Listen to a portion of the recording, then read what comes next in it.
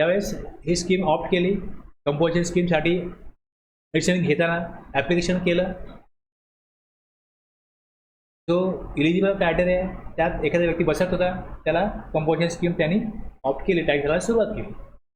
आता एक तर त्यात फिक्स आहे की जोपर्यंत ॲग्रिगेट टर्नओव्हर सर्व्हिसच्या केसमध्ये 50 लाख लिमिट दिलं आहे आणि गुड्सच्या केसमध्ये आणि रेस्टॉरंटसाठी 1.5 करोड दिले, ते जोपर्यंत एक्सिड होत नाही आणि इतर अटी शर्तीचं पालन त्याकडनं होत आहे, तो काय होईल, कंपोजिशन स्कीममध्ये टॅक्स देऊ शकतो. The option availed of by a registered person under subsection 1 और सबसेक्शन 2A, जिकडे ते ऑप्शन दिले, स्कीम दिल्यात त्या, ते कधी लॅप्स होईल, shall lapse with effect from the day on which his aggregate turnover during a financial year exceeds. या वर्षामध्ये आता इथे फायनान्शियल इयर नाही बघायचं, इथे या वर्षी आता 23-24 चालू आहे, 22-23 चालू आहे, समजा आता डिसेंबर चालू आहे आणि जर माझा ॲग्रिगेट टर्नओव्हर 1.5 करोडच्या पुढे गेला, shall lapse composition scheme shall lapse, किंवा इथे 50 लाख आहे त्याच्या पुढे गेला, on which his aggregate turnover during a financial year exceeds the limit specified subsection 1 मध्ये 1.5 करोड आणि 2A मध्ये 50 लाख आहे, लॅप्स.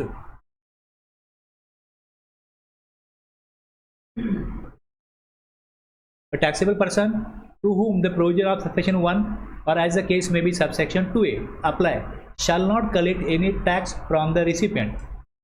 1% भरायचा आहे पण तो रिसिपियंट कडनं घ्यायचा नाही, हे दिलंय कुठे, 10 4 मध्ये दिलंय. सबसेक्शन 2A मध्ये 6% रेट आहे, not collect any tax from the recipient on supplies made by him, nor tax collect नाही करायचा आणि जेव्हा टॅक्स पेमेंट करतील shall not be entitled to any credit of input tax, म्हणजे नो टॅक्स कलेक्शन आणि no right to take ITC. If the proper officer, आता अटी शर्तीप्रमाणे त्यांनी आपलं कंपोजिशन स्कीममध्ये टॅक्स द्यायचं आहे. आता जर POला कळलं, तर if the PO has reason to believe that a taxable person has paid tax under subsection 1 और सबसेक्शन 2A, कुठल्या कंपोजिशन स्कीमच्या, as the case may be despite not being eligible, तो पात्र नसताना तो पर्सन या विषयीमध्ये टॅक्स भरतोय. In addition to any tax that may be payable by him under any other provision of CGST act, be liable to a penalty and provision of section 73 demand and recovery 73 मध्ये 74 मध्ये. काही चूक झाली normally 74, fraud केस आहे 74, normally 73 with काही कायद्यानुसार काही काम नाही केलं पण ते चुकून कायद्याचं उल्लंघन झालं तर सेक्शन 73 लागतो. आणि जाणीवपूर्वक फ्रॉड केस ही 74 लबाडी करण्याकरता त्यांनी असं केलेलं आहे, तर सेक्शन 74 मध्ये त्याच्यावरती कारवाई होईल त्या तरतुदीनुसार. Shall mutatis mutandis apply for determination of tax and penalty,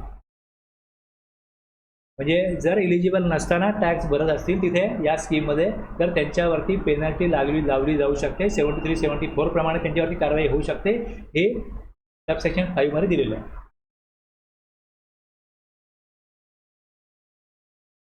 याच्या खाली 2 एक्सप्लेनेशन आहेत, याच्या खाली 2 एक्सप्लेनेशन आहेत, म्हणजे वर जे दिलं आहे त्यात त्यांना आणखीन काय स्पष्टीकरण द्यायचं आहे. फॉर द पर्पज ऑफ, कशा करता, for the purposes of computing aggregate turnover of a person for determining his eligibility to pay tax under this section.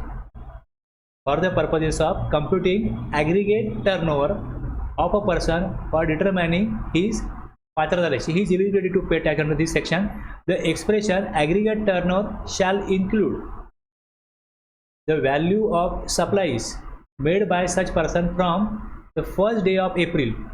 जर वर दिलं ना तिकडे की त्याचे 1.5 करोड किंवा 5 लाख 50 लाख हे जर एक्सिड झाले तर तो इलिजिबल राहणार नाही कंपोजिशन स्कीममध्ये. तर तो ॲग्रिगेट टर्नओव्हर तो इलिजिबल आहे की नाही काढत असताना कशा प्रकारे कॅल्क्युलेट करायचा. Shall include the value of supplies made bye such person from the first day of April.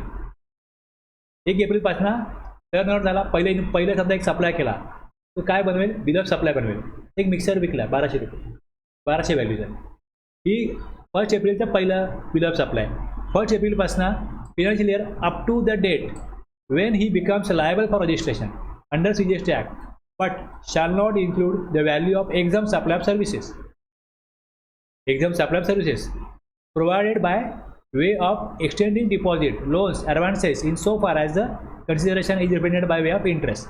पैसे कोणाला दिले वापरायला किंवा ॲडव्हान्स दिला, लोन दिलं, त्यातनं इंटरेस्ट किंवा डिस्काउंट मिळाला, ती सर्व्हिसची व्हॅल्यू जी आहे ती त्या ॲग्रिगेट टर्नमध्ये इन्क्लूड करू नका, बाजूला काढ. दुसरं, हे कशा करता? ॲग्रिगेट टर्नओव्हर काढण्याकरता, तो इलिजिबल आहे की नाही हे बघण्याकरता. एक्सप्लेनेशन 2 मध्ये काय दिलं आहे? For the purposes of determining the tax payable by a person under this section the expression turnover in state. आता एप्रिल मे जून जो टर्नओव्हर झाला आहे त्याच्यावरती टॅक्स मी पे करतो जर मी रजिस्टर्ड पर्सन असेल तर. आता कसं होतं की जसा बिझनेस सुरू केला, नंतर मी नवीन बिझनेस सुरू केला आहे एप्रिलला, तर मला पहिल्यांदाच नंबर घ्यायला लागणार नाही ना. आता ज्या वेळेस रजिस्ट्रेशन घेईन मी, रजिस्ट्रेशन घेतल्यानंतर पुढचा कालावधी आहे त्यात जो टर्नओव्हर होईल त्याच्यानुसार टॅक्स पे करायचा आहे ना. इथे काय दिलंय की for the purpose of determining the tax payable, liability काय आहे टॅक्सची ती काढायची आहे, डिटरमाइन करायची आहे by a person under this section the expression turnover in state or turnover in UT shall not include the value of following supplies, namely कुठली supplies from the first day of April of a financial year up to the date when such person becomes liable for registration under CGST Act. 1 एप्रिलला मी मागच्या वर्षी माझा turnover हा 20 लाखाच्या खालीच होता, तेव्हा मी बिझनेस मागच्या वर्षी सुरूच नाही केला, या वर्षी सुरू केला. समजा एप्रिलला बिझनेस सुरू केला. माझं ॲग्रिगेट माझं सर्व्हिस मी प्रोव्हाइड करतो. समजा एका व्यक्तीचं आर्किटेक्ट फर्म आहे, सुरू केलं ते, एप्रिलला बिझनेस सुरू केला, एप्रिल मे जून 3 महिन्यामध्ये त्याचं ॲग्रिगेट टर्नओव्हर 20 लाखापर्यंत आहे, अप टू 20 लाख. इथपर्यंत त्याला टॅक्स द्यायला लागेल का? डिटरमाइनिंग टॅक्स या 20 लाखावर त्याला टॅक्स द्यायला लागणार नाही, पण त्याला 20 लाख जसे तो एक्सिड करतो तो लायबल होईल रजिस्ट्रेशन घेण्याकरता. रजिस्ट्रेशन त्याला घ्यायला लागेल. त्याच्यानंतर पुढे हेच दिलं आहे की टॅक्स लायबिलिटी जेव्हा कॅल्क्युलेट करायची असेल तेव्हा जोपर्यंत रजिस्टर नाही आहे तिथपर्यंत जी अमाऊंट असेल त्याच्यावर त्याला टॅक्स भरायचा नाही. Not include shall not include the value of following supplies, नेमली टॅक्स पे करण्याकरता tax payable, determining the tax payable. त्या पहिल्या 20 लाखावर तो टॅक्स देणं लागत नाही, पण त्या रजिस्ट्रेशन घ्यायला लागेल. Exempt supply of services provided by way of extending deposit loans advances consideration way of interest discount, ते इन्कम पण त्यामध्ये इन्क्लूड करू नका, हे दिलेलं. तो लायबल आहे की नाही बघण्याकरता एक्सप्लेनेशन 1 आहे, आणि टॅक्स कशा प्रकारे पे करेल त्यात काय इन्क्लूड करा काय सोडा एक्सप्लेनेशन 2 मध्ये दिलं. आता याचं एक्झाम्पल बघा जे मी बोललो एक्झाम्पल. आता एक्सप्लेनेशन 2 मध्ये a photographer Champak has commenced providing photography services in Delhi from April this year. His turnover for various quarters till December is as follows. April to June turnover झाला 20 lakh, July to September 30 lakh, October to December 20 lakh. आता या केसमध्ये हा जो चंपक आहे photographer हा ज्यावेळेस त्याचे एप्रिल टू जूनमध्ये 20 लाख एक्सिड झाले असतील रजिस्ट्रेशन नंतर घेईल ना. In the given case since Champak has started the supply of services in the current financial year his aggregate turnover in the preceding financial year is nil. Consequently in the current financial year he is eligible for composition scheme for services. He becomes eligible for the registration when his aggregate turnover exceeds 20 lakh. पहिले 20 lakh exceed झाले. while registering under GST he opts for composition scheme for services. For determining his turnover of the state for payment of tax under composition scheme for services, turnover of April to June quarter पहिला जो आहे 20 lakh shall be excluded. त्यावर tax त्याला द्यायचा नाही. As the value of supplies from the first day of April of a financial year up to the date when such person becomes liable for registration under this act are to be excluded for purpose कुठला tax पेमेंटसाठी हे 20 lakh exclude करा. Okay, त्यावर्षी तो eligible आहे. पहिल्या 20 लाखामध्ये तो eligible झाला. आता पुढच्या 30 लाखावरती तो टॅक्स पे करेल कंपोजिशन स्कीममध्ये. पण आता ह्याचा ॲग्रिगेट टर्नओव्हर 6 महिन्यात 50 लाख झाला. ते 20 लाख नाही पकडणार. 20 लाखावर तो टॅक्स पेमेंट नाही करणार. पण आता त्याचं जे ॲग्रिगेट टर्नओव्हर लिमिट आहे 50 लाख, 20 आणि 30, ते काढण्याकरता टर्नओव्हर 1 एप्रिलपासून बघणार ना आपण. इथे असं नाही बघणार की इथे नंबर घेतला आहे याच्या पुढे 50 लाख, असं नाही बघणार. लक्षात घ्या. एक्सप्लेनेशन 1 काय सांगतो तुम्हाला की तो इलिजिबल आहे की नाही हे बघण्याकरता ॲग्रिगेट टर्नओव्हर 1 एप्रिलपासून काढा. पण टॅक्स पेमेंट करायचं असेल तर मग एप्रिल टू जोपर्यंत तो इलिजिबल होत नाही तो पिरियड जो आहे त्याची टर्नओव्हर एक्सक्लूड करा. म्हणजे पहिल्या 20 लाखावर त्याला टॅक्स भरायला लागला नाही, रेशन घ्यायला लागलं. पण आता त्यांनी जुलै टू सप्टेंबरमध्ये 50 लाखाचा टर्नओव्हर केला. 3 महिन्यात त्यांनी 6 महिन्यात त्यांनी 50 लाखाचा टर्नओव्हर केला. आता तो कंपोजिशन स्कीममध्ये इलिजिबल राहील की नाही राहील? 50 लाख त्याचे एक्सिड झाले तर कंपोजिशन स्कीममध्ये इलिजिबल राहणार नाही ना. मग त्याला पुढच्या या 20 लाखावरती तो टॅक्स द्यायला लागेल. तो सेक्शन 9 प्रमाणे द्यायला लागेल. त्यांनी काय क्लिअर केलं आहे की त्यांनी नंबर इथे घेतला 20 लाखांनंतर तर तो यापुढे 50 लाखापर्यंत त्याला काय करायचं आहे कंपोजिशन स्कीममध्ये टॅक्स द्यायचं आहे. ते 50 लाख कॅल्क्युलेट करायचे असतील तर एप्रिलपासून करा. तुम्ही म्हणाल की नंबर त्याने किती घेतला 1 जुलैला घेतला, 1 जुलैपासून पुढे 50 लाख नाही काढायचे. हे लक्षात.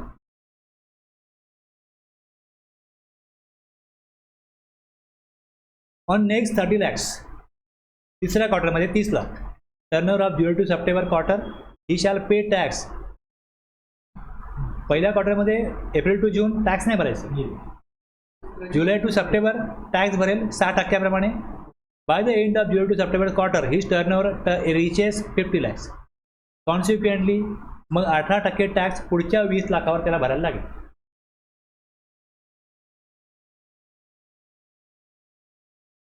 हे दोन्ही वाचलं एक्सपेन्सिव्ह 182 अर्थ हा निघतो. ॲग्रिगेट टर्नओव्हर काढायचं आहे म्हणजे तुम्हाला एलिजिबल क्रायटेरिया काय 50 लाख सर्व्हिस प्रोवायडर आहे म्हणजे त्याला ॲग्रिगेट टर्नओव्हर जोपर्यंत 50 लाख एक्सिड होत नाही तोपर्यंत त्याला कंपोजिशन स्कीम इलिजिबल राहील. असे 50 लाख मोजायचे 1 एप्रिलपासून. कधी ड्युरिंग द फायनान्शियल इयर त्याचे 20 लाख एक्सिड झाले रेशन घेईल. एप्रिलला बिझनेस सुरू केला त्यांनी, 20 लाख झाले April to June, composition scheme त्यांनी सिलेक्ट केली, पुढे बिझनेस केला July to September 30 lakh, composition स्कीमप्रमाणे 6% टॅक्स भरला. पण ॲग्रिगेट टर्नओव्हर 20 आणि 30 50 झाला, कंपोजिशन स्कीम लॅप झाली. आणि पुढे मग 20 लाख ऑक्टोबर डिसेंबर त्यांनी जो टर्नओव्हर केलेला आहे त्यात त्याला जर normal rate 18% regular section 9(1) notified rate 18% तर त्याला 18% टॅक्स पे करायला लागेल. त्याला सर्व तरतुदी ह्या लागू होतील या सेक्शन 9(1) ॲप्लिकेबल आहेत त्या.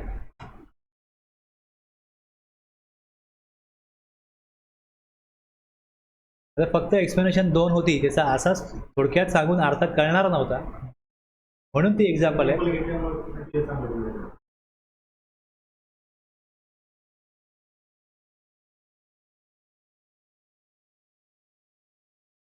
टेन-1 आणि 10-2, 10-1 आणि 10-2 मिळून गुड्ससाठी कंपोजिशन स्कीम आहे आणि 10-2A मध्ये ही composition scheme for service provider असं त्याला म्हटलं जातं.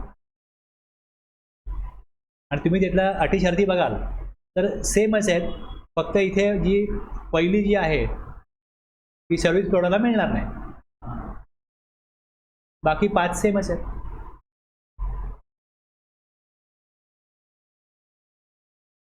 परचेस करू शकतो कंपोजिशन डीलर, राज्याबाहेर सेल नाही करू शकत, परचेस करू शकतो.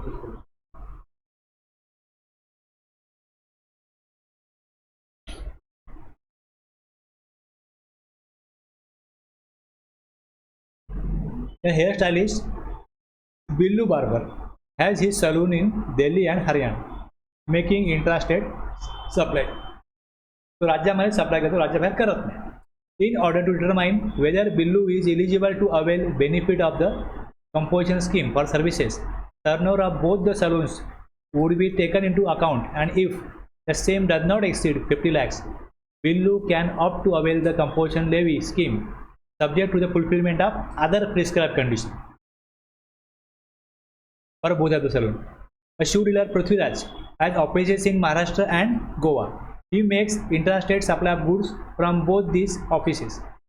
In order to determine whether Prithviraj is eligible to avail benefit of the composition scheme for goods, turnover of both the offices would be taken into account, and if the same does not exceed 1.5 crore.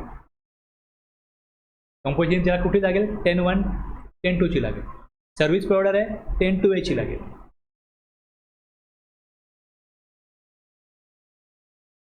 आता हे 1.5 करोड, काही राज्यांना 75 लाख आहेत, 50 लाख आहेत, हे कसे calculate करायचे ते इन्क्लूड करा. आता जेव्हा ॲग्रिगेट टर्नओव्हर काढला जातो, आता ॲग्रिगेट टर्नओव्हरसाठी आहे ना डेफिनेशन दिलेली आहे. त्यात काय दिलं आहे, तसं तुम्हाला रिटर्न फाईल करायचं असेल तर 5 करोडपर्यंत टर्नओव्हर असेल तर रिटर्न फाईल मंथलीच्या ऐवजी क्वार्टरली केलं जाऊ शकतो. 5 करोडच्या पुढे मंथलीच करायला लागेल. तर त्याचा ॲग्रिगेट टर्नओव्हर कसा काढायचा, मग ते डेफिनेशन दिलेली आहे ॲग्रिगेट टर्नओव्हरची, की तुम्ही जे इनवॉइस बनवलं आहे त्यात तुम्ही टॅक्सेबल टर्नओव्हर घ्या, GST बाजूला काढा, GST घेऊ नका. एक्झाम सप्लायची व्हॅल्यू घ्या, एक्सपोर्टची व्हॅल्यू घ्या, राज्याबाहेर सप्लाय केला आहे त्याची व्हॅल्यू घ्या, ब्रँचला सप्लाय केला आहे, सगळ्या ब्रँचनी सप्लाय केला आहे, सगळी व्हॅल्यू घ्यायची आणि बघायचं किती टोटल होईल ते. ओके, सेम पॅनवरून जेवढा सप्लाय झाला आहे तेवढी सगळी व्हॅल्यू काय होते, ॲड होते ॲग्रिगेट टर्नओव्हरमध्ये. आता कंपोजिशन स्कीम जो घेतो तो टॅक्स कलेक्ट करत नाही, मग जी काय त्याची व्हॅल्यू आहे taxable supplies, exam supplies, export तो करू शकत नाही कारण एक्सपोर्ट हा झाला इंटरस्टेट सप्लाय. इंटरस्टेट सप्लाय करू शकत नाही, हे पॉईंट त्यात येणारच नाही. A person having the same pan be compared on India basis. महाराष्ट्रामध्ये गोव्यामध्ये जेवढे त्याचे बिझनेस असतील तिथला टॅक्सेबल टर्नओव्हर, एक्झाम टर्नओव्हर जोपर्यंत 1.5 करोड, 75 लाख, 50 लाख जे तिथलं लिमिट असेल ते जोपर्यंत एक्सिड होत नाही तो काय राहील, कंपोजिशन स्कीममध्ये इलिजिबल राहील. आणि त्यातनं टॅक्सेस वजा करायला सांगितले. रिव्हर्स चार्जवरती जो आपण टॅक्स भरतो ती व्हॅल्यू यात घ्यायची नाही कारण तो इन्व्हेंट सप्लायर भरलेला टॅक्स आहे, तो यात येत नाही.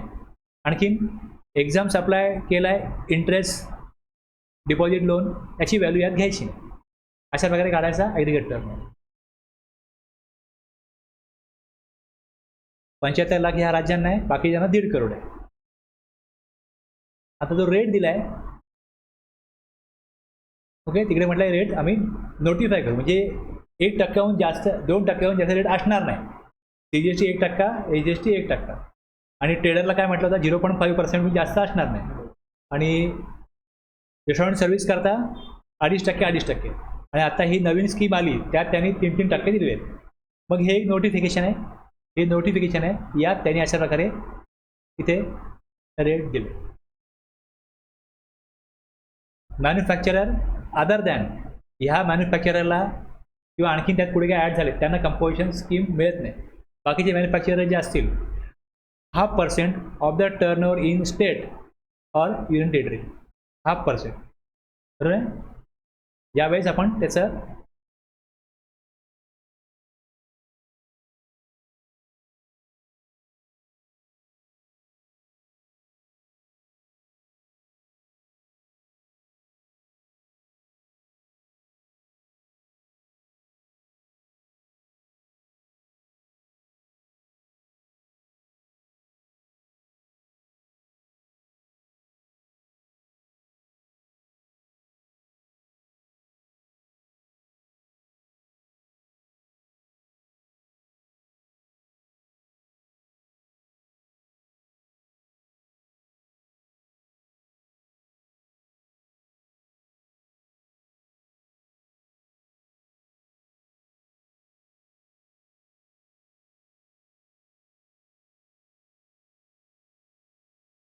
डिसेंबर संपेल. बरोबर आहे. 18/1 भरायचं आहे. CMP 08 statement for payment of self assess tax GST CMP 08 click करेन मी ह्याला.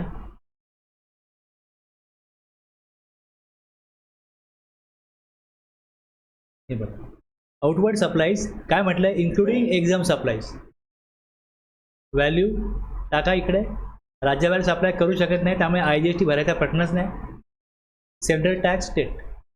Inward supplies attracting reverse charge काय भरायचं आहे, इन्क्लुडिंग इम्पोर्ट ऑफ सर्व्हिस, इथे व्हॅल्यू दिलेली आहे.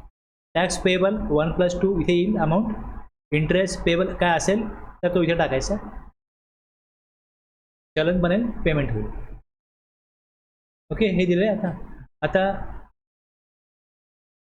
हे असं पाहिजे भरलं जातं.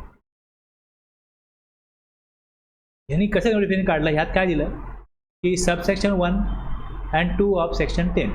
जर मॅन्युफॅक्चरर असेल त्यांनी हा टॅक्स द्यायचा आहे. कशावर द्यायचा आहे, turnover in the state or UT. Turnover कसा काढायचा, टॅक्सेबल टर्नओव्हर, एक्झाम, फक्त इंटरेस्ट इन्कम घ्यायचं नाही. आणि इथे काय म्हटलं आहे, any other supplies eligible for composition levy under subsection 1 and 2 of section 10.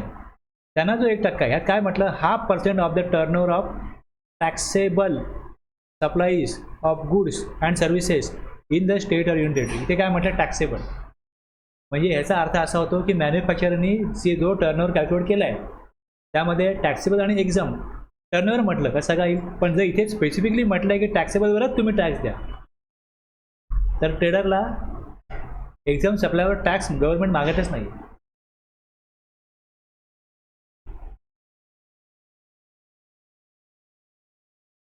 इथे काय दिलं आहे, outward supplies including exam supplies, हे मॅन्युफॅक्चररसाठी. पण नोटिफिकेशनमध्ये जे दिलेलं आहे त्याच्यामध्ये ते असं म्हणतात की 0.5% पे करा taxable supplies of goods services. Taxable supplies म्हणतात, कळलं. जर फुटवेअर सेल केले, रिपेअर केले, गुड सर्व्हिस दोन्ही झाल्यात, त्याच्यावरच त्यांना काय करायचं आहे, GST पे करायचं. कुठला एक्झाम सप्लाय वेगळा करत असेल ते, तर त्याच्यावर त्यांना त्या अमाऊंटवरती GST पे करायचं नाही आहे. मॅन्युफॅक्चररला मात्र एक्झाम सप्लाय जरी करत असेल त्याच्यावरती पण GST पे करायचं आहे. कारण वरती दिलं आहे भाषा काय, टर्नओव्हर इन स्टेट, आणि खाली काय, turnover of taxable supplies, turnover of taxable supplies. तुम्ही दाखवलं ऑनलाईन ते टॅक्स येत नाही का, काय, हा इथे आहे ना स्टेट. आता इथे जेव्हा मी हे भरीन, मी व्हॅल्यू दाखवीन 1,80,000. ओके, खाली आता याच्यावरती मला किती टक्का आहे, 1 आहे, 5 आहे, 6 आहे, त्यामुळे तो मला 1 काढून टाकायला लागतं. तर अर्धा टक्का आहे, किती येईल, समजा मी इथे 1,00,000 टाकले, 1,00,000 टाकले,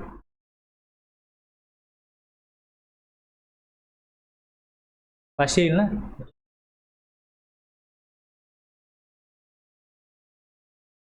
लोकांनी अशाच चुका केल्या ना, इथे 500 तिकडे 600, हे का पॉसिबल आहे का हे. मग असं त्यांनी चेंज केलं प्रोग्रामिंग की सेंट्रल 500 तर स्टेट पण 500 असला पाहिजे ना.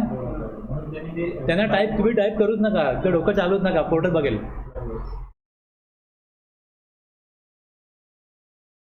तसं 2दा टाईप करायला दिलं ना, चुकून इथे 5 आहे, 5च्या वरती 8 आहे, खाली 2 आहे, अशा चुका मॅन्युअल मिस्टेक, ह्युमन मिस्टेक होतात. हां, म्हणून तसं केलं.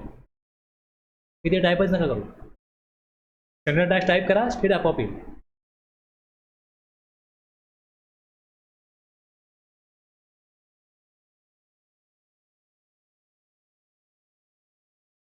कळलं. तर हे जसं नोटिफिकेशन दिलं आहे, तिथे काय म्हटलं होतं की रेट किती आहे नोटिफाय करू आम्ही. जे नोटिफिकेशन आहे त्यातलाच हा स्क्रीनशॉट मी घेतलेला आहे, त्या नोटिफिकेशनमधलाच. सगळीकडे तुम्हाला असे नोटिफिकेशनचे रेफरन्स मिळतील नोट्समध्ये. रूल कुठला आहे, सेक्शन कुठला आहे, नोटिफिकेशन कुठलं आहे, याच्या आधारेच तुम्हाला तुमचं काम करायचं आहे. म्हणजे इथे आपल्या धारणा, आपल्या समजुती, रीतिरिवाज, परंपरा हे काही इकडे वापरायचं नसतं, समजलं ना. आपल्याकडे काही शुभकार्य यायचं, आपल्या त्याला पुढे रीतिरिवाज आहे, तसं इथे काय नसतं. हे दिलं इकडे, हा सूर्य हा चंद्र, हे दिलंय म्हणून हे करायचं. तुम्हाला एखादी केस तुमच्याकडे आली, तुम्हाला नक्की त्याची तरतूद काय हे बघायला लागेल. की ह्याच्यावर डिपार्टमेंटने ही ॲक्शन घेतलेली आहे, या प्रकारे कारवाई पुढे तुम्ही करा, तुम्हाला काय दिलेलं आहे, तर तुम्हाला समजून घ्यायला लागेल की ह्यात नक्की ॲक्च्युली डिस्प्युटेड मॅटर काय, टॅक्सपेयर कुठे चुकला आहे, त्यांनी कुठली तरतूद त्यांनी पाळलेली नाही आहे, त्यानुसार त्यावरती काय कारवाई होऊ शकते. मग तुम्ही त्याशी जेव्हा कम्युनिकेट कराल तेव्हा तुम्हाला ते सांगायचं आहे की या सेक्शनप्रमाणे तुम्ही हे करायला पाहिजे, तुम्ही ते नाही केलं त्यामुळे तुमच्यावरती जर तो कायदा ब्रेक केला तर वेगळी तरतूद आहे, त्यात काय पेनल प्रोव्हिजन आहेत त्यानुसार ही पेनल्टी लागते. तर तुम्ही याला उत्तर द्या काय असेल ते, की आम्हाला दाखवा की तुमचं बरोबर आहे, आमचं चुकीचं आहे, प्रूव्ह करा. याच्यामध्ये कसं आहे की जर तुम्ही इथे बघाल, तुम्हाला एक महत्त्वपूर्ण, मी अगोदरच्या क्लासमध्ये पण बोललो आहे,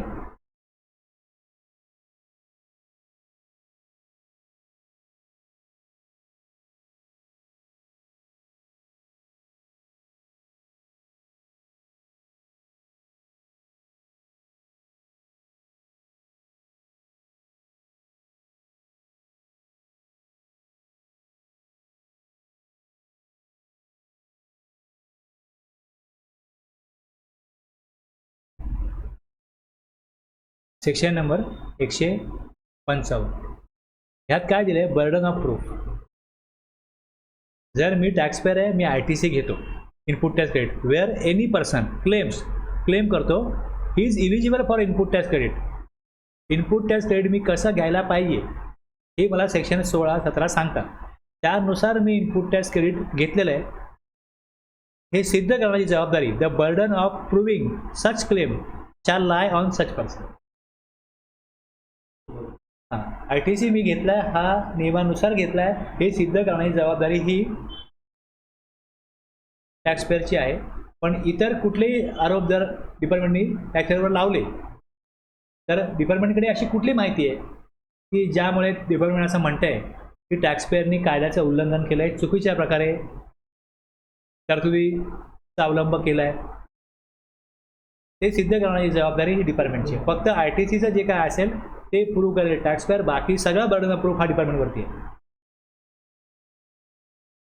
तुम्ही स्क्रुटिनी केलं आहे, ऑडिट केलं आहे आणि डिमांड रिकव्हरी काढली आहे, इन्स्पेक्शन केलं आहे, तर कुठल्या आधारे काढलं आहे, तुमच्याकडे अशी काय माहिती आहे की ज्यात तुम्हाला कळतंय. आता समजा तुम्ही बँकेकडनं माहिती घेतली की एखाद्या व्यक्तीचा ॲग्रिगेट टर्नओव्हर हा 40 लाखाच्या पुढे गेला आहे, बँकेत त्याच्या 50 लाख रुपये आलेले आहेत आणि रजिस्ट्रेशन घेत नाही आहे, तर तुम्ही त्याला बोलाल की तुम्ही रजिस्ट्रेशन घेतलं का नाही, तुम्ही इलिजिबल रजिस्ट्रेशन घेण्याकरता तुम्ही लायबल झालेला आहात, तुमचा आधार काय. तुम्ही त्याला बोला बघा आमच्या माहितीनुसार ह्या बँकेत तुमचे एवढे पैसे आलेले आहेत, मग तो त्याचं उत्तर देईल की मी दुसऱ्या व्यापाराला काही पैसे वापरायला दिले होते, उधार दिले होते, ते त्याने मला परत केले. अगं माझा टर्नओव्हर नाही, मी माल त्याला विकला पण पैसे आलेले नाही आहेत, माझा ॲग्रिगेट टर्नओव्हर हा 30 लाखाचा आहे, 40 लाख नाही आहे, म्हणून मी लायबल नाही आहे रजिस्ट्रेशन घेण्याकरता सेक्शन 22(1) प्रमाणे. तो उत्तर देईल, डिपार्टमेंटला पटेल, मॅटर क्लोज. आलं लक्षात ना. आता जर डिपार्टमेंटला अशी माहिती आहे की ह्यांनी, तो म्हणतो की ते आम्ही त्याला लोन दिलं होतं आणि मला पैसे परत केलेत, त्याला यांनी गुड्स पाठवलेत, तुमच्याकडे EB बिल आहे, हा बघा हा रेकॉर्ड आहे, तुम्ही त्याला हा माल पाठवत होता पण तुम्ही याचा इन्व्हॉइस बनवलाच नाही आहे, आमच्याकडे हा रेकॉर्ड सांगतो तुम्ही त्याला मालच पाठवला आहे, मग हा माल त्याला पाठवला आहे तर हा कशाकरता पाठवला होता, हा तुम्ही सप्लाय म्हणून दाखवला आहे, याचा इन्व्हॉइस तुम्ही दाखवलेला नाही आहे त्या नावावरती. अशा प्रकारची माहिती कलेक्ट करायला लागते डिपार्टमेंटला, त्यानुसार ती कारवाई पुढे जाते. बाकी सगळे बर्डन ऑफ प्रूफ आहेत हे डिपार्टमेंटवरती आहेत, फक्त ITCचा बर्डन ऑफ प्रूफ जो आहे तो टॅक्सपेअरवर असतो. त्यामुळे तुम्हाला तरतुदी जर बारकाईने कळतील, जे सेक्शन 50 पर्यंत आहे, तुम्ही जर का हे वाचाल इथे बघाल,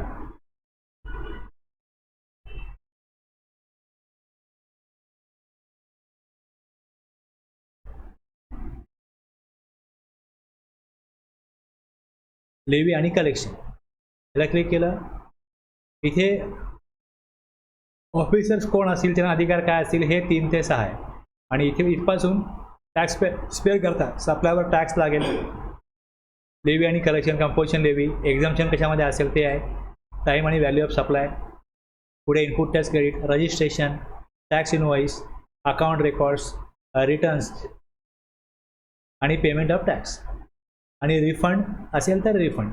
एवढ्या तरतुदी टॅक्सपेअर करत आहेत, आणि टॅक्सपेअरने जे काय काम केलं आहे त्याच्यावरती काम करण्याचं काम डिपार्टमेंटचं सुरू होतं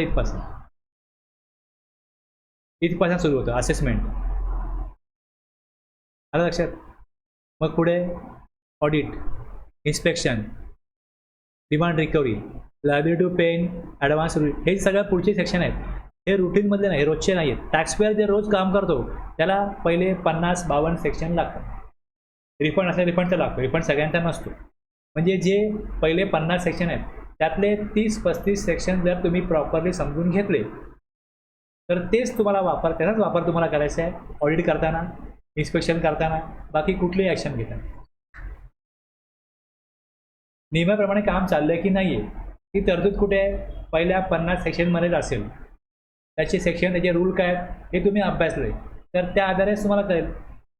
ते बरोबर झालेलं नाही आहे तर त्याच्यावरती पेनल्टी हे सेक्शन पुढे आहे, डिमांड रिकव्हरी सेक्शन पुढे. मग त्या आधारे त्याच्यावरती कारवाई केली जाईल. तुम्ही हे बरोबर केलेलं नाही. समजलं ना काय? अशा प्रकारे सेक्शन ड्राफ्ट झाले ते बघा. सेक्शन हे इथपर्यंत संपलं. रिटर्न्स पेमेंट हे टॅक्सपेअर करतो. पुढे रिफंड जिथे नाही तर रिफंड घेणार नाही, पण असेसमेंट, ऑडिट, इन्स्पेक्शन हे सगळं लॉ प्रॉपर इम्प्लिमेंट व्हावा यासाठी आहे. टॅक्सपेअर म्हणून माझी काय जबाबदारी आहे? Up to 50 section. त्यातले हे पण पहिले जे मधले ते 4 आहेत ॲडमिनिस्ट्रेशन, याचा काय संबंध नाही टॅक्सपेअरशी. ते दिलं आहे यांनी काम कसं करावं काय दिलं आहे. म्हणजे सप्लाय असेल, मी टॅक्सपेअर आहे, मी सप्लाय असेल तर मला टॅक्स घ्यायचा आहे. लेबी होणार आहे सप्लायवरती, टॅक्स रेट नोटिफाय झाला आहे तो मला बघायचा आहे, इनवॉइस इश्यू करायचा आहे, ITC घ्यायचा आहे, टाईम आणि व्हॅल्यू ऑफ सप्लाय बघायचं आहे. बस एवढं मी बघितलं तर यानुसार मी जे डॉक्युमेंट बनवलेत ती माहिती मी सबमिट करीन रिटर्नमध्ये. रिटर्न लेट फाईल केला तर मी पेमेंट ऑफ टॅक्स करताना त्याचा इंटरेस्ट वगैरे लेट फीज भरीन. बस हे माझं टॅक्सपेअरचं काम आहे आणि माझ्यावर लक्ष ठेवणं हे डिपार्टमेंटचं काम आहे.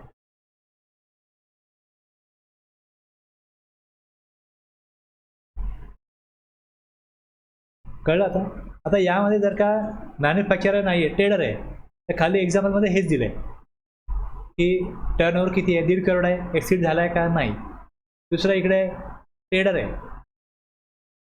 ज्यांनी कंपोजिशन स्कीम घेतली आहे तो टॅक्सेबल आणि एक्झाम्प्टेड गुड्स दोन्ही सप्लाय करतो. पण त्याचा टर्नओव्हर किती आहे, त्याचा जो काय टर्नओव्हर झालेला आहे त्यातला एक्झाम किती आहे, टॅक्सेबल किती आहे, तो एक्झामवरती टॅक्स त्याला भरायचा नाही आहे. सपोज तो भाजी विकत असेल त्याला भाजीवर टॅक्स नाही भरायचा. एखादा ग्रोसरी शॉप आहे, तो ग्रोसरी पण विकतो भाजी पण विकतो, तर डिमांडला मिळते ना. समजलं ना काय? ते व्हेजिटेबल्स फ्रूट्स हे एकदम सप्लाय आहेत, त्यावर GST नाही भरायचं. फक्त जो टॅक्सेबल सप्लाय आहे त्याची जेवढी अमाऊंट असेल तेवढ्यावर त्याला GST पे करायचं. तर त्या एक्झाम्पल ते क्लिअर होण्याकरता ते खाली एक्झाम्पल दिलं आहे. टॅक्सपेअर भोलाराम इज अ ट्रेडर, तो ट्रेडर आहे who has opted for composition levy for goods of both taxable and exempted goods. It has one retail showroom A1 in Punjab and another retail showroom A2 in Rajasthan, both selling taxable as well as exempted goods. त्याचा turnover झाला including taxable आणि exempted goods of the two showroom last financial year 115 lakh, 85 lakh, 30 lakh. Turnover of showroom A1 and A2 in the first quarter of current financial year. आता इथपासून आपल्याला गरजेची माहिती आहे. Turnover of showroom A1 and A2 in the first quarter of current financial year is 35 lakh, त्यातले 15 lakh A1, 15 lakh, त्यातले 5 लाख टॅक्सेबलचे आहेत आणि 10 लाख एक्झामचे आहेत. आणि A2 20 लाख, 10 लाख टॅक्सेबलचे आहेत, 10 लाख एक्झामचे. कम्प्यूट करा अमाऊंट पेबल किती आहे अंडर कंपोजिशन लेवी. ओके, ह्याला ॲप्लिकेबल आहे 10(1), 10(2). त्याप्रमाणे तो बोलाराम किती टॅक्स पे करेल. आता इथे A1चे 15 लाख आहेत, 5 लाख टॅक्सेबलचे आणि A2 मध्ये 10 लाख टॅक्सेबलचे.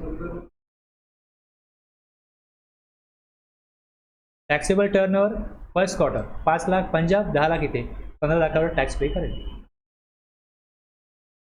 म्हणजे एखादं वाक्य मी बोलून गेलो तर नक्की त्याचा अर्थ पण सांगितला आहे, तरी पण एक्झाम्पल दिलं, हा जे बोललं तेच आहे, तेच बरोबर आहे, हे क्लिअर होतं.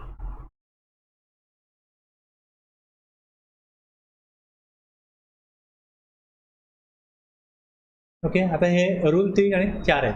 त्याच्यामध्ये जर रजिस्ट्रेशन नवीन घेतोय, न्यू रजिस्ट्रेशन, तुम्हाला फॉर्म दाखवला तिकडे चूज करणार आहे आणि जेव्हा ते ॲप्लिकेबल होईल या डेटपासून, त्या डेटपासून कंपोजिशन स्कीम मिळेल. इफेक्टिव्ह डेट काय असेल, तीच असेल ज्या वेळेला तुझा EFT नंबर इफेक्टिव्ह झालेला आहे फ्रॉम द डेट.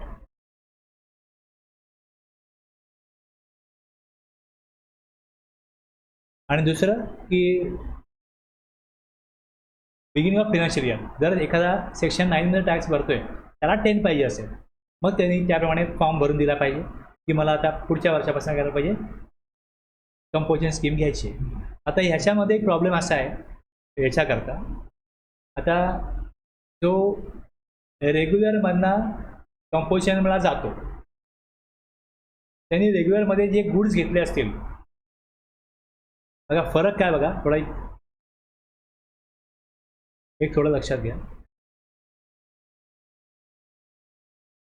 की मी नवीनच बिझनेस जेव्हा सुरू करतो, नवीन नंबर घेतो,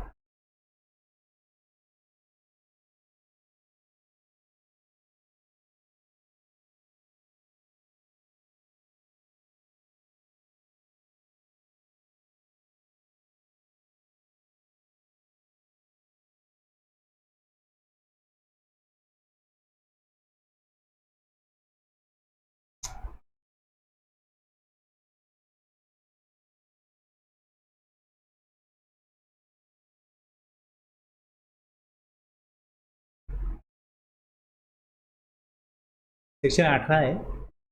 याच्यामध्ये काय केलं की ज्यावेळेस रजिस्ट्रेशन नवीन घ्यायला लागतं किंवा रजिस्ट्रेशन स्वइच्छेने घेतो, बिझनेस चालू आहे, स्टॉकमध्ये गुड्स असतील ना, GST पे करून गुड्स घेतले, त्याचा कुठलाही ITC आता नंबर घेतला नसेल तोपर्यंत ITC घेणारच नाही ना. आता गुड्स परचेस करू तर ITC मिळेल ना, पण जे स्टॉकमध्ये गुड्स आहेत त्याच्यावरती गव्हर्नमेंट काही इनपुटवरती ITC जो आहे हा अवेल करू देतात. तुम्ही एक वेगळा फॉर्म भरा, त्यामध्ये माहिती द्या की तुमच्याकडे किती गुड्स आहेत. एवढे एका वर्षाचे इनवॉइस असतील त्या एका वर्षाच्या इनवॉइसमध्ये एक वेगळा फॉर्म आहे GST ITC 01, यात ती माहिती द्यायची काय गुड्स परचेस आहेत, इनवॉइस काय डेट आहे, आणि त्याच्यावरती ITC दिला जातो. तेवढा ITC तुमच्या इलेक्ट्रॉनिक क्रेडिट लेजरला गव्हर्नमेंट जमा करून देईल. तो ITC तुम्ही घेऊ शकता, कारण तुम्ही ते गुड्स यापुढे विकून आउटपुट टॅक्स कलेक्ट करणार आहात. अगोदर तुम्ही आउटपुट टॅक्स कलेक्ट करत नव्हतात, त्यामुळे तुम्हाला इनपुट टॅक्स क्रेडिट दिला नव्हता.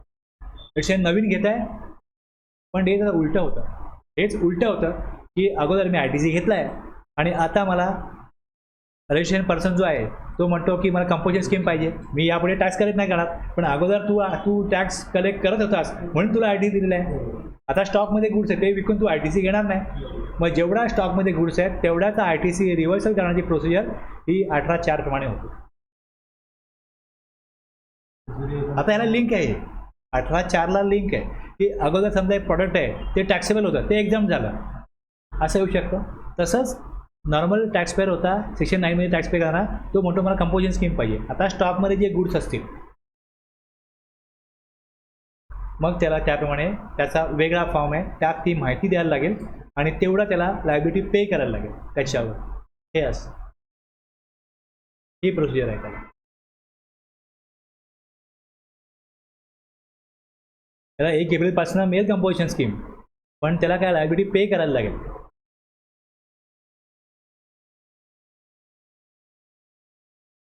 आता जर 3-4 नंबर असेल, त्यांनी एका नंबरला दिलं की मला कंपोजिशन स्कीम पाहिजे. Any intimation in respect of any place of business in any state or UT shall be deemed to be an intimation in respect of all other places of business register on the same permanent account number. तुम्ही एका नंबरवरून exit करता composition स्कीममध्ये तर असं मानलं जाईल की सगळ्या नंबरवरून एक्झिट करता. त्या पॅनला जेवढे नंबर आहेत तेवढे सगळे सेक्शन 9ला येतील. रूल 5मध्ये काही अटी शर्ती दिल्या आहेत, ज्यामध्ये the person exercising the option to pay tax under section 10 shall comply with the following conditions, namely, he is neither casual taxable person nor a non-resident taxable person. The goods held in stock by him have not been purchased from an unregistered supplier, and where purchased he pays the tax under section 9(4). आता 9(4) बदलला आहे, तो ह्याला applicable नाही आहे. याचा काही effect नाही आहे आता. He shall pay tax under section 9(3) on inward supply of goods or services of both. जर त्याला RCMमध्ये काय टॅक्स लागत असेल तर तो भरेल. Okay. He shall not engage in the manufacture of goods as notified under section 10(2)(e). जे goods notify केले ते तो विकत असेल त्याला कंपोजिशन स्कीम मिळणार नाही. ही शॅल मेन्शन, आता एक रूल 18 आहे, रूल 18 आहे. Rule 18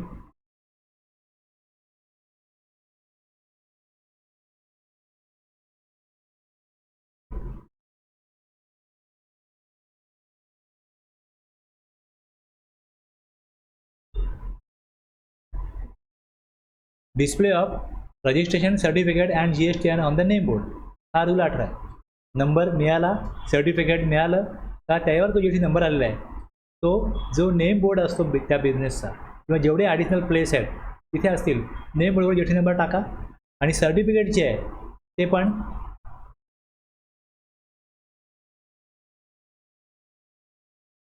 every registered person shall display his certificate of registration in a prominent location at his principal place of business and at every additional place or places of business.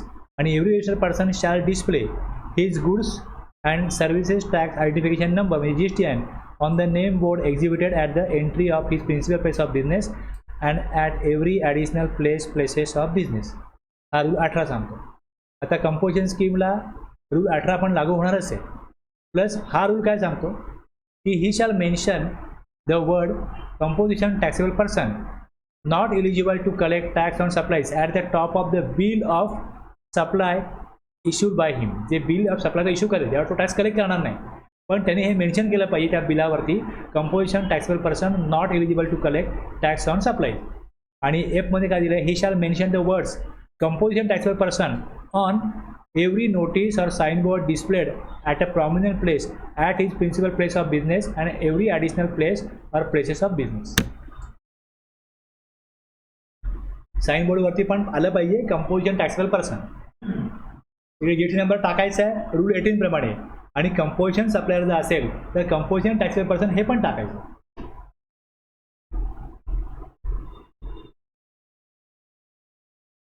एकदा intimate केलं गव्हर्नमेंटला की composition scheme पाहिजे, एक एवढीपासून मिळेल.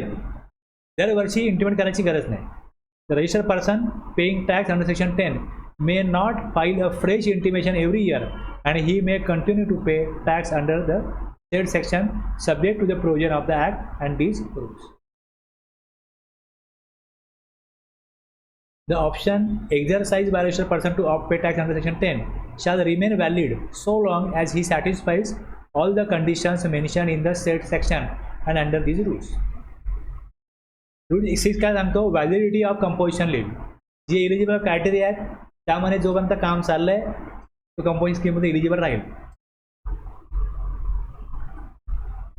सब rule 2 काय सांगतो, rule 6चा mandatory cessation म्हणजे बंद करा composition levy on violation of condition. The person refer to in sub rule 1, तसं राज्याबाहेर सप्लाय नाही करायचं, राज्याबाहेर सप्लाय केला, shall be liable to pay tax under section 9(1) from the day he ceases to satisfy any of the condition mention. त्यांनी कुठलंही एखाद्या condition violet केली, त्या अटीचं उल्लंघन केलं त्यांनी सेक्शन 10 मधल्या, from the day the provision of this chapter and shall issue tax invoice. Bill of supply नाही, यापुढे tax invoice issue करा for every taxable supply made thereunder, and he shall also file an intimation for withdrawal from the scheme in form GST CMP 04 within 7 days on the occurrence of such event. तसं तो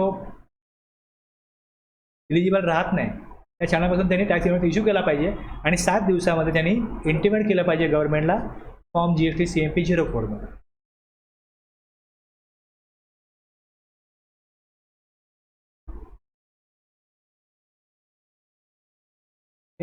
registered person who intend to withdraw, जो स्वइच्छेने त्याचा हेतुपूर्वक from the composition scheme shall before the date of such withdrawal file an application. तुम्हाला composition scheme नको, composition scheme मला कधी एक्झिट करता येते, ती घ्यायची आहे ते 1 एप्रिलच्या अगोदर आहे. शोकॉज नोटीस जर व्हायोलेट झालेलं आहे मग त्याला शोकॉज नोटीस पाठवली जाईल. मग त्याला तो उत्तर देईल रजिस्टर्ड पर्सन की मी इलिजिबल आहे, रिप्लाय टू शोकॉज नोटीस 30 दिवसामध्ये. प्रॉपर ऑफिसर ऑर्डर काढतो GST CMP 07. Registered person reply करेल शोकॉज नोटीसचा CMP 06.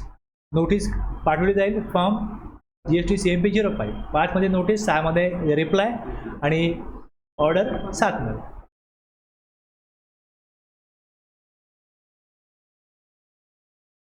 स्टॉक जो काय असेल तो मग कळवायला पाहिजे. सगळे युनिट विड्रॉ होतील कंपोजिशन स्कीममधनं. आता आपण बघितलं CMP 08 आहे आणि GHR 4 आहे, ते रूल 65 प्रमाणे येतं. आता आपण डेट तुम्हाला दाखवली मी, 18 तारीख आलेली आहे जानेवारीची आणि GHR 4 30 डे ऑफ एप्रिलला फाईल केला जातो. रिटर्न GHR 4 ॲन्युअली आहे आणि पेमेंट जे आहे ते फॉर्म GST CMP 0 स्टेटमेंट दिलं जातं आणि त्यात ते पेमेंट होतं 1%, 5% किंवा 6%. हे सगळं दिलं आहे. त्याचे कंटेंट काय असतील, बाकी समरी दिली आहे, जे आता बघितलं आपण हे सगळं समराईज केलं इकडे.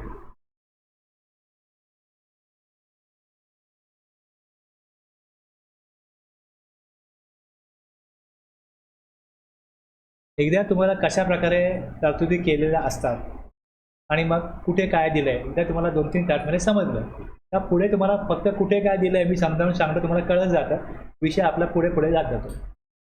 पहिले 4-5 क्लास लागतात काय गोष्टी काय गोष्टी ट्यून व्हायला, कारण तुम्ही अशा गोष्टी बघितलेल्या नसतात, ऐकलेल्या नसतात.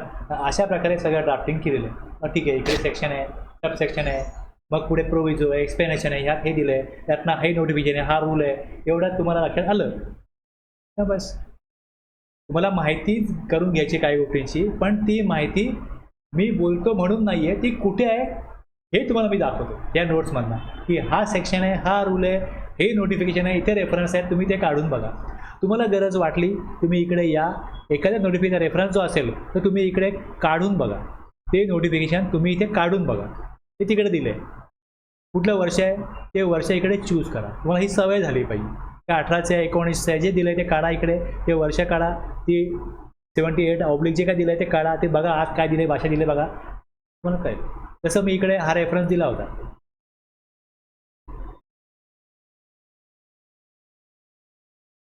हे जे आहे 50/2020 हे दिलं आहे, तुम्ही काढून बघितलं सर. आता नोटिफिकेशन कसलं आहे, नॉर्मल आहे का रेट्स आहे? No.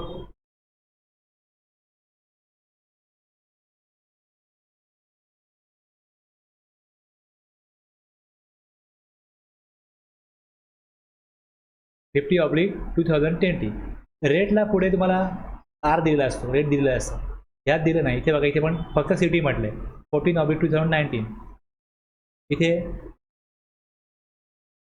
50/2020 डेट 50/2020.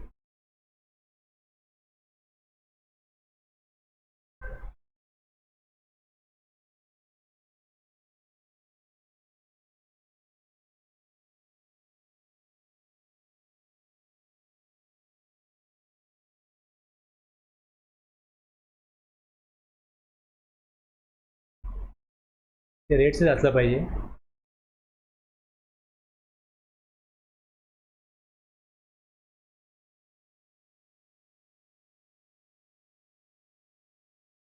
हे बघ, पण याच्यामध्येच हेच रेट नाही आहे. ओके आहे ना. आता हेच मी तिथे घेतलेलं आहे, तेच सांगितलं.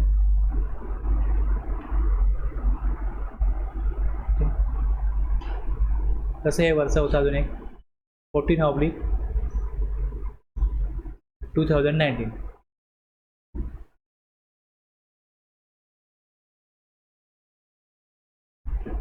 2019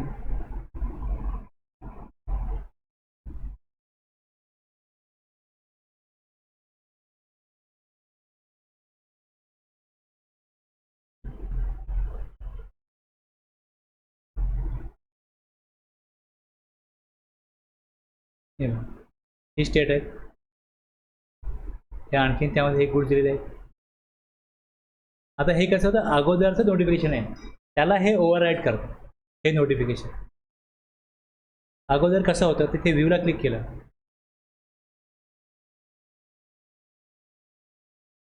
मग इथे प्लस केलं, किती वेळ आलं नोटिफिकेशन ते कळतं, किती वेळ अमेंड झालं हे कळतं.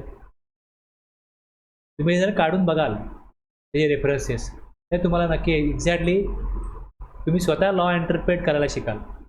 एवढी माहिती मी काढून दिली रेडीमेड, त्याच्यावरती तुम्ही डिपेंड न करा. तुम्हाला कामाच्या गोष्टी कळतील, पण तुम्हाला शोधून काढायची सवय करायची असेल तर तुम्ही ते नोटिफिकेशन नंबर, ते जे रूल दिले ते कुठे आलेत, काय आलेत, थोडेसे चाळलेत, थोडाच वेळ दिलात तर तुम्ही तुम्हाला सवयच होईल. मेंटली तुम्ही त्याला यूज टू व्हाल ते बघायला, रेफर करायला. थांबूया इकडे.